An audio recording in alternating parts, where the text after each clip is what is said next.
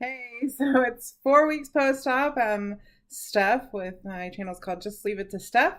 And here is my 4 week post-op update. So I guess the first thing I should go over is my weight. So my highest weight was 317 pounds. The surgery day I was 304. And my current weight is 279. My highest weight was recorded on the first consultation that I had with my doctor, who was Dr. Tim Falconberry with Southwest Bariatrics here in Austin, Texas. Had my surgery at St. David's Medical Center, or Surgery Center actually, in downtown Austin. So my highest weight was August 7th, 2017. My surgery weight was 304 pounds, and that was on September 14th of 2017. And my current weight today, October 12th of 2017, is 279.4. So that is 38 pounds almost. So really excited about that. I'm happy with that, and everything's going really smoothly. So the post-op visit, it wasn't eventful at all. He came in and he just said, "Okay, follow your diet and you're good." And he looked at my incisions and said they looked great, which they do. They at some point maybe I'll show you, but they just look like little scratches, and they're very inconspicuous. And I think I put bio oil on every day after my shower. It says to do twice a day on the bottle. I just do it the once because, yeah. Anyway, so really happy with all that. The incisions look good. Post-op visit went swimmingly well. So nothing else to report there. So as far as the diet, I had the full liquids for the first 2 weeks. It wasn't too bad. I got through it just fine. At the end of the very last day, you're really wanting food, like just to put something in your mouth and chew it. That's really normal. It seems like everybody has that. And you'll be actually surprised when you go on to soft foods how little you're actually able to eat, because you're like, oh man, I could eat, a full meal right now. You feel hungry. And then you get 4 or 5 bites into your meal and you're like, whoa, okay. So about eating and eating too much. So I did have a couple instances, and for some reason, it's always been scrambled eggs. So if I eat scrambled eggs, I have to eat them very, very slowly. The eggs, like 3 times that I've eaten them, like 5 minutes after I've eaten them, I get the foamies, which is like the saliva in your mouth and stuff, and I have to vomit. And I should say that it's not a terrible, like, retching vomit for me. It's just kind of like my body's just kind of expelling what I put in it that was in excess. So there's that. Other people don't have this problem, so it's just kind of me at this point. I don't know why, but I think I'm gonna stop eating scrambled eggs for now, and try them again later when I'm further along. Let's see. Really good finds. I will tell you, Fairlife milk. So sometimes if you're struggling to get into your proteins when you go to soft foods, and your pureed and stuff like that, is protein. So I think my goal is like 60 to 70 grams of protein a day. And when you're eating 2 or 3 ounces of food at a time, and it's not always just protein, it's really hard to meet that goal. And on top of that, meeting your water goal, which will still be 64 ounces, at least mine was. I think everybody's about the same as far as that goes. So I should say that you're not supposed to eat, well, my plan says you're not supposed to drink 10 minutes before you eat or 30 minutes after you eat. So there is that 40-minute window where you can't put anything in your mouth, not food, not water, nothing. So, that when you multiply that by 3, I mean, that's 120 minutes, 2 hours out of your day that you can't eat anything or drink anything. And then to get in your 64 ounces and then to spend 30 minutes eating your meal itself. So it gets, the time constraints get really confusing, but just stick with it and do the best that you can. Every day is not going to be perfect, so that's okay.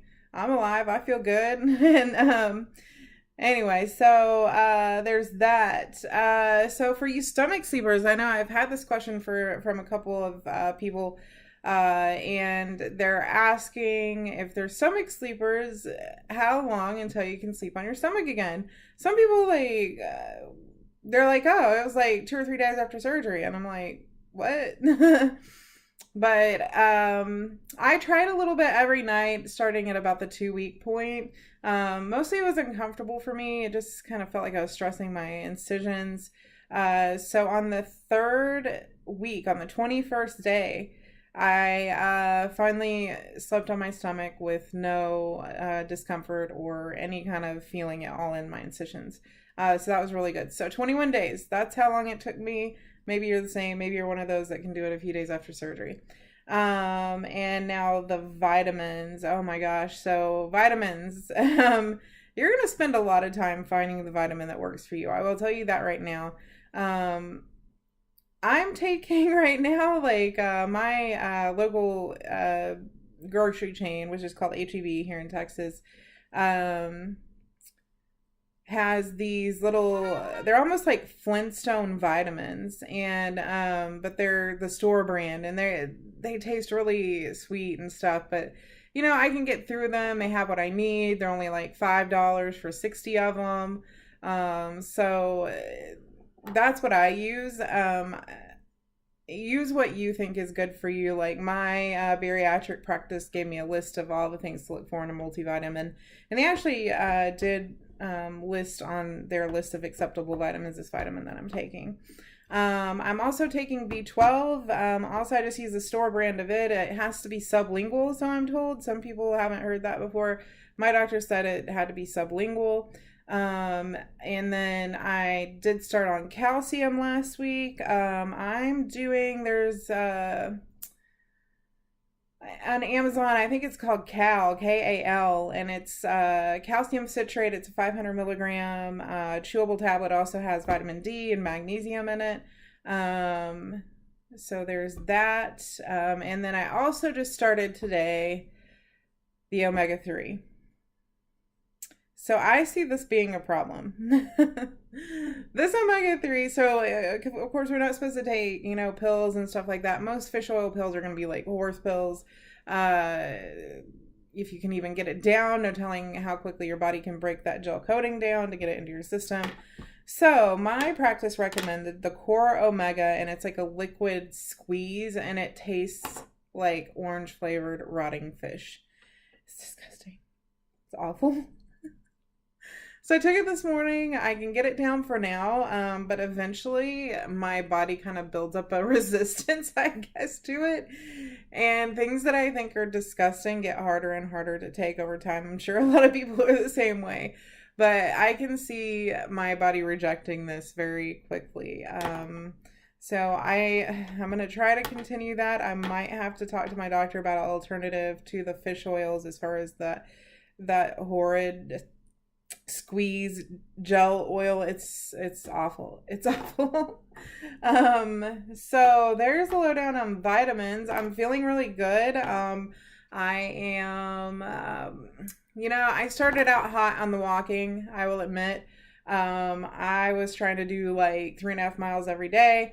I actually got my period. Sorry guys that are watching this, but I got my period. It was it was so bad. I had a really heavy period. As you've heard in the last videos, I do have PCOS, so I don't naturally get my periods. So my doctor actually has to induce them with a progesterone called Provera, I think it's called.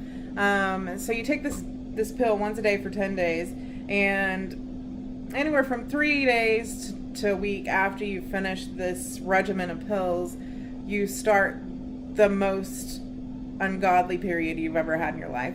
So last time I had a period, I think it was like January.